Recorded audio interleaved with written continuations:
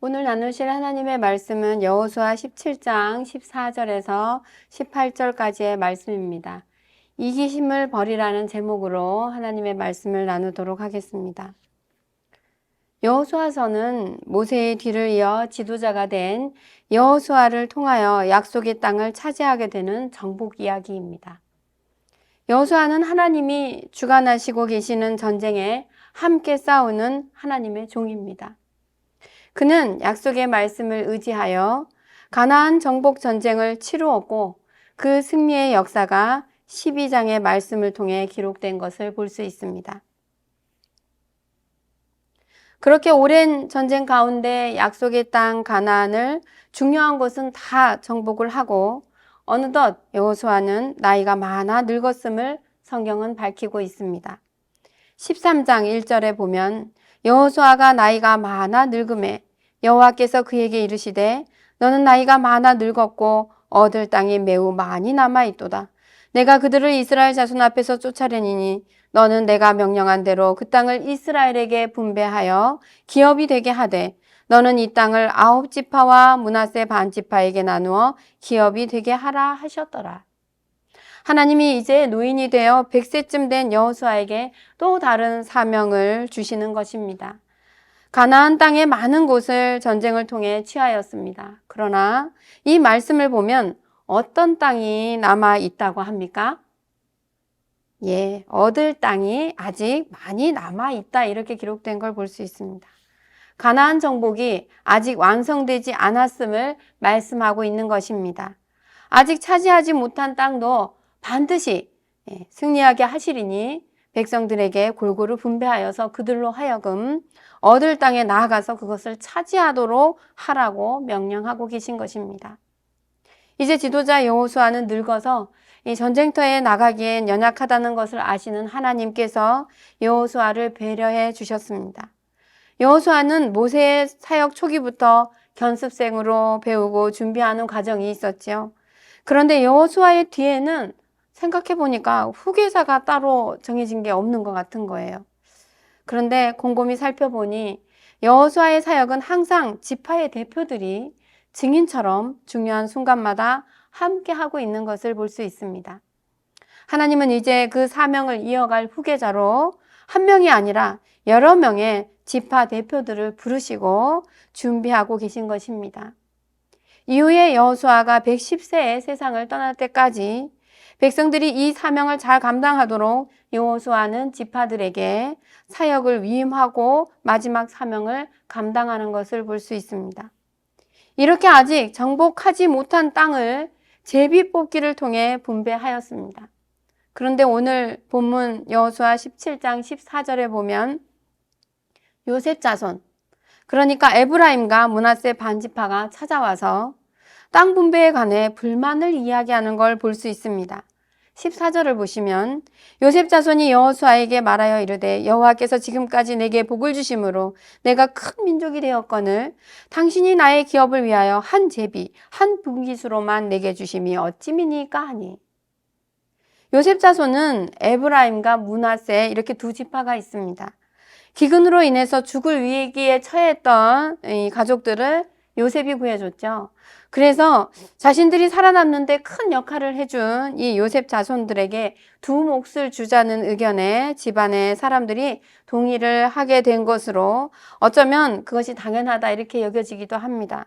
그래서 레위 지파가 기업을 받지 못하는 대신 그 몫을 요셉 자손에게 주게 되었던 것입니다.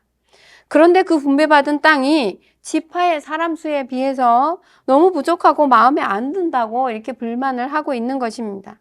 자, 그러면 기본으로 돌아가서 우리가 다시 생각을 해봤으면 좋겠습니다. 자, 이 땅의 분배는 어디에서 이루어졌습니까? 언약궤가 있는 실로에서. 어떻게 이루어졌습니까? 하나님 앞에서 제비를 뽑았습니다. 지파에게 가족별로 필요한 만큼 공정하게 이 제비 뽑기가 이루어졌습니다. 그러니 이 땅에 대한 분배의 주체, 땅을 나누어 주시는 분이 누구십니까? 하나님이 나누어 주신 것입니다. 그런데 지금 이들이 불만을 이야기하고 있는 것입니다. 어쩌면 그들은 이 땅에 대해 하나님이 주신 사명이라는 것을 받아들이기가 싫었는지도 모릅니다. 그래서 이렇게 불평을 토로하고 있는 것일까요?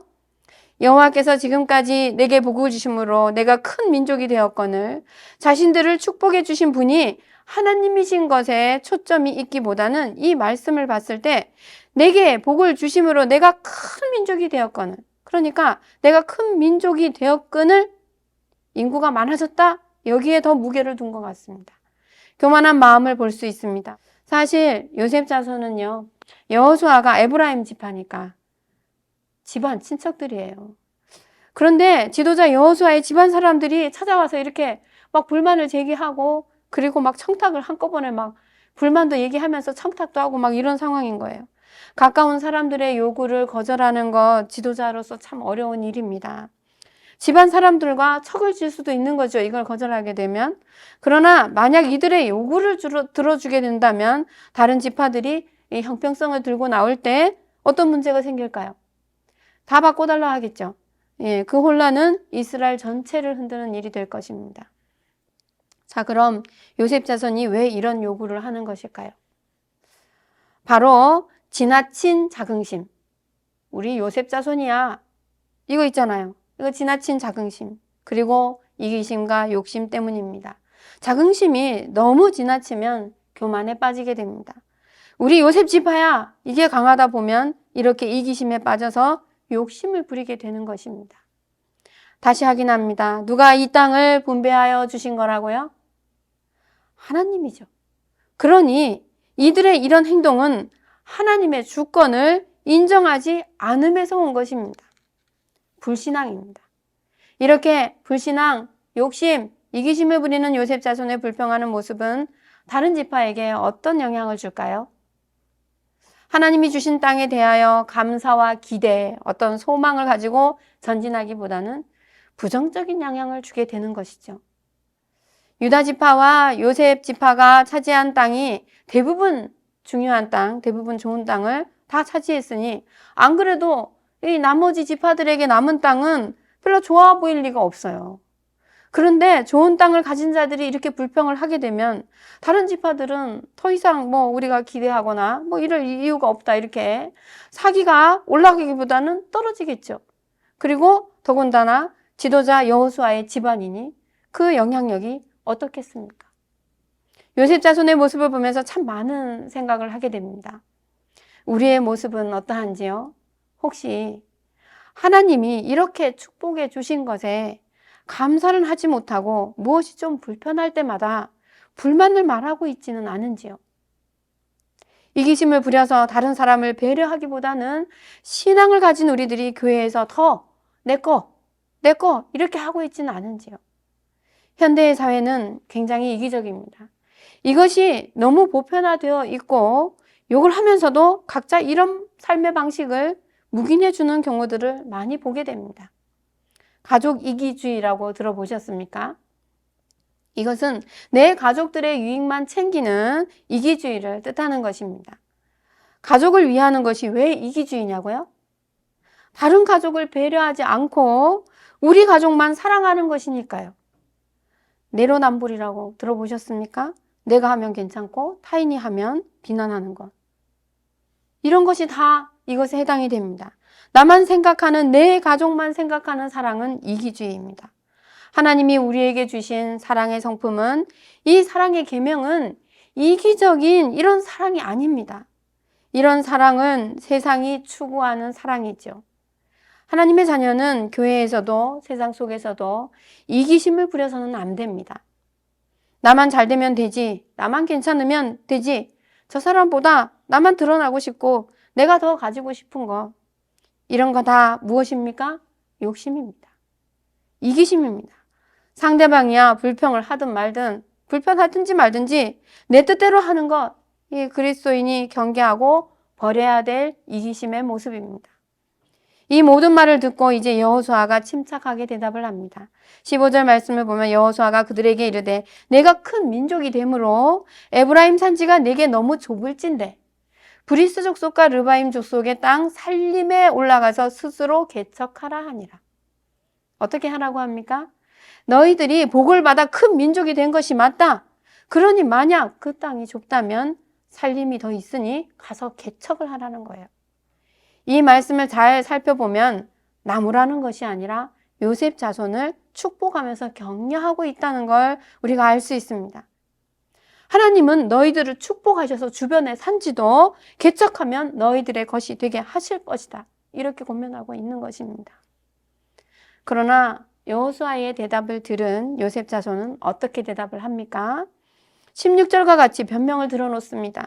16절 말씀 보면 요셉 자손이 이르되 그 산지는 우리에게 넉넉하지 못하고 골짜기 땅에 거주하는 모든 가나안 족속에는 베스안과 그 마을들에 거주하는 자이든지 이스라엘 골짜기에 거주하는 자이든지 다 철병거가 있나이다 하니. 무슨 말이에요? 산지도 그렇고 산과 산 사이에 골짜기가 있는데 거기는 옥토거든요. 근데 이 옥토가 있지만 그마저도 철병거를 가진 사람들이 살고 있어요. 그러니까 우리는 거기 가서 싸워서 이길 수 없어요. 이렇게 얘기하는 거예요. 에브라임 지파에 속한 이 여호수아 집안뿐 아니라 사실 광야 1세대 살아남은 믿음의 사람의 집안이 한 가정 더 있죠. 여호수아 집안 말고 갈렙의 집입니다. 여호수아서 14장에 보면 갈렙이 여호수아를 찾아와서 땅을 요구하는 이야기가 기록되어 있는 걸 발견할 수 있어요. 유다 자손 중에 가장 먼저 땅을 요구한 사람이 이 갈렙이죠. 갈렙은 가나안 땅의 정탐꾼으로 믿음으로 그곳에 갔다 와서 충성된 보고를 하였고 하나님은 그 충성된 보상으로 지금의 지도자 여호수아와 함께 가나안 땅에 들어가리라고 축복해 주셨죠. 그 후에 세월이 지났고 광야 1세대는 광야에서 모두 죽었습니다. 두 사람이 이제 남아서 약속대로 가나안 땅에 입성을 했는데 전쟁에서 승리를 한 후에 이제 땅을 분배하는 그 시점에 온 것입니다. 이에 갈렙이 제일 먼저 길갈에 있는 지도자 여호수아를 찾아와서 땅을 분배해 줄 것을 요구하게 됩니다.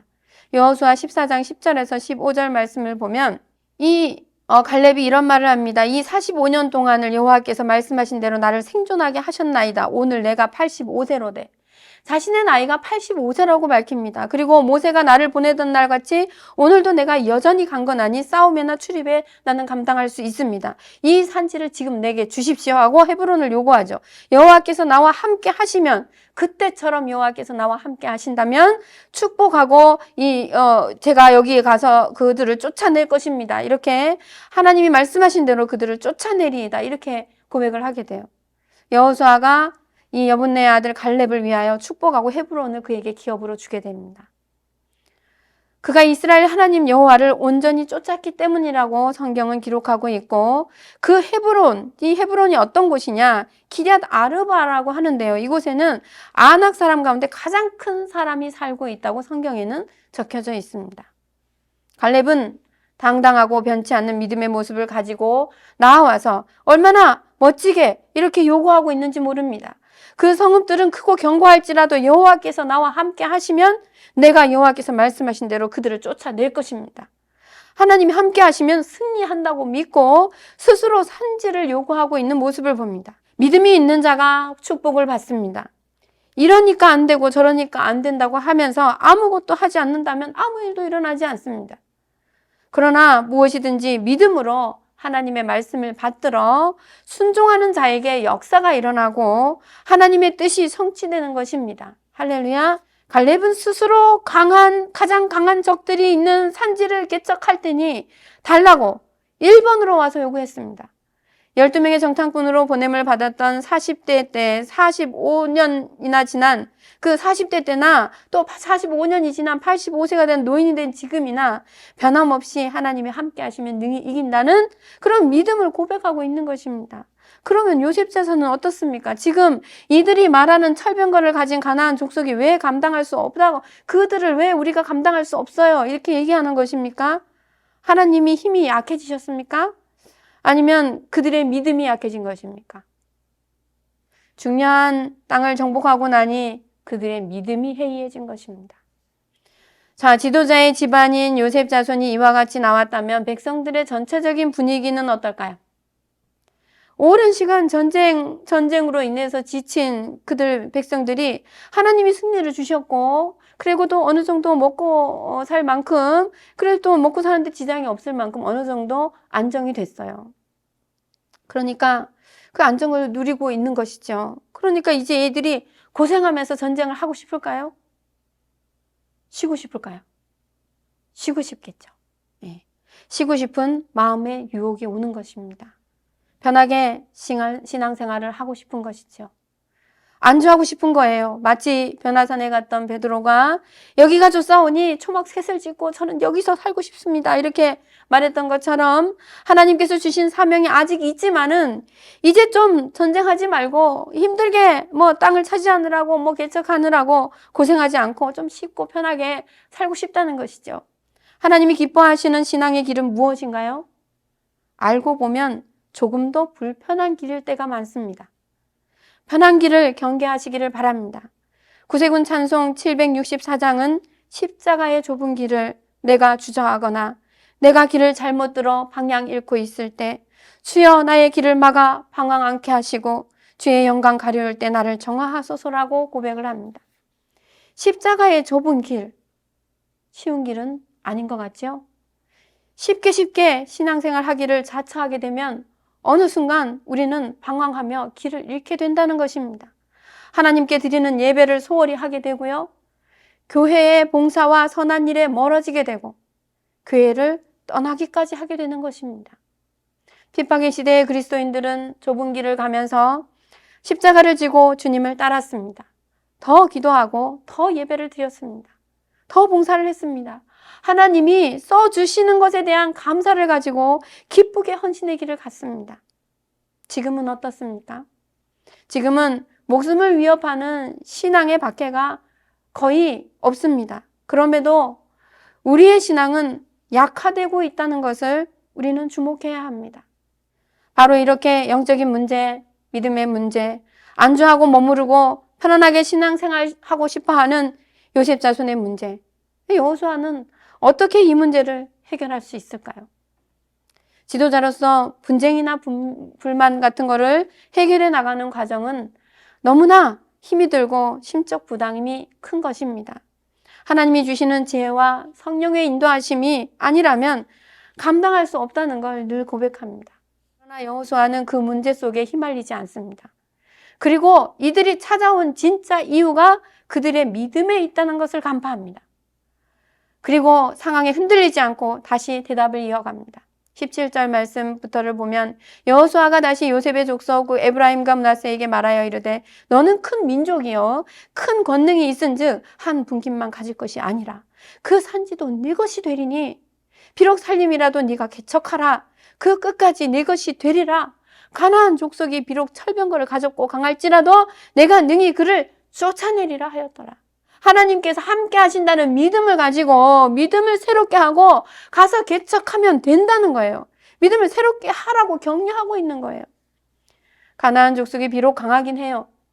그래도 너는 능히 그를 쫓아내리라. 뭘 근거로 이런 얘기를 하는 것입니까? 여호수아는 얻을 땅에 대한 하나님의 약속을 생각하는 것이죠.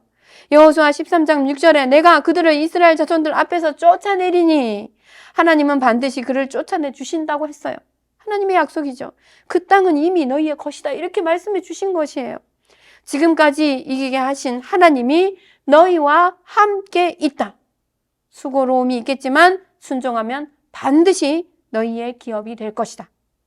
이렇게 말씀으로 축복하고 있는 것입니다. 그러니까 뭐 하라는 거예요? 믿음을 점검하고 다시 하나님의 약속을 붙들고 순종하여 취하러 가라는 것입니다. 교회 공동체 안에서 이기심을 부리면 다른 성도들의 마음이 상하는 일이 생깁니다. 다른 사람이 불편하든 말든 내 생각만 하는 것, 우리 가족만 생각하는 것, 이런 사랑은 하나님이 우리에게 부여하신 사랑을 너무 작은 것으로 그리고 만들고 그리고 왜곡하는 것입니다. 다른 사람을 서운하게 불편하게 하면서 내 가족을 기쁘게 하는 것은 이것은 이기주의입니다. 좀 더 넓게 보셔야 합니다. 우리는 예수 십자가 보혈의 은총으로 모두 하나님의 자녀가 됐으니 예수 안에서 한 가족입니다. 이것을 꼭 기억하시기를 바랍니다. 제가 7년 동안 섬기던 영문에서 있었던 일을 잠시 나누고자 합니다. 윷놀이를 계획하고 행운권 선물에 대해서 의논을 하고 있었어요. 근데 이 하사관들이 하나같이 자기 집에 있는 좋은 물건 가져와서 행운권 선물로 내놓으면 된다고 하는 거예요. 따로 안 사도 된다고 하시는 거예요. 그래서 그러더니 진짜로 선물 세트를 막 들고 오시는 거예요. 그래서 집에 들어온 좋은 것들이 있어서 일부러 행운권 선물을 위해서 쓰지 않고 놔뒀노라고 이렇게 얘기를 하시는 거예요. 저는 사관으로서 교회를 섬기면서 그분들에게 참 감동을 많이 받았습니다. 지금도 감사한 마음을 가지고 있습니다. 영문에서 떡을 하든 밥을 하든 선물을 나누든 이 하사관들은요, 성도들을 모두 챙겨주고 혹시 모자라면 자기들이 안 받으면 된다는 거예요. 그리고 진짜로 제가 있는 7년 동안 이분들이 한결같이 성도들을 먼저 섬겨주셨습니다. 전도할 가족이 있는 집에는 하나 더 주면서 자신의 것을 오히려 양보하는 모습을 보여주셨어요. 정말 수고하고 헌신을 하면서도 자기가 욕심을 부리지 않는 그런 모습을 보여주셨어요. 저는 지금도 섬김의 본을 보여주신 그분들의 모습이 생각이 납니다. 세상 사람도 교회라면 더 사랑이 넘치고 다른 사람을 배려하는 곳이라고 생각하고 있습니다. 처음 신앙생활 시작하신 분은 어떨까요? 초신자들도 그렇게 생각하고 있을 것입니다. 그런데 과연 우리 모습은 어떻습니까? 지정석 들어보셨습니까? 교회에서 지정석을 고집하는 것은 다른 이에게 배려하지 않는 이기적인 모습 중에 하나입니다. 이기심과 욕심은 다른 사람을 상하게 합니다. 여러분이 의도하지 않았다고 해도 다른 사람에게 낙심을 주는 것입니다. 적어도 하나님의 백성은 이기심을 당연시하지는 않아야 합니다. 경계해야 되는 것입니다. 욕심을 부리는 순간 한 영혼을 잃어버릴 수도 있다는 생각을 할 수 있어야 합니다. 하나님은 우리를 공동체로 부르셨습니다. 그리고 하나님의 성품을 닮아 사랑으로 관계하며 살도록 우리를 만드셨습니다. 이것을 훈련하고 연습하는 가장 적절한 곳이 교회입니다. 그래서 혹 우리의 미성숙함이 나타날 때도 있습니다. 그래도 교회를 떠나지 말고 혹시 서운해서 삐지셨더라도 다시 하나님 앞에 나오셔야 합니다.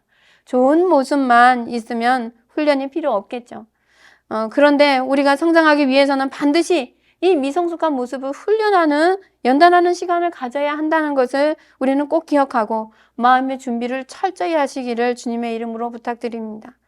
그런데 요셉 자손의 문제가 신앙의 문제임을 알고 믿음을 경외했던 여호수아가 18장에 가면 갑자기 길갈에 있던 진영을 가나안의 중심부인 실로로 옮기는 언약궤가 있는 회막을 거기에 두어 하나님을 예배하도록 정비하는 모습을 볼 수 있습니다.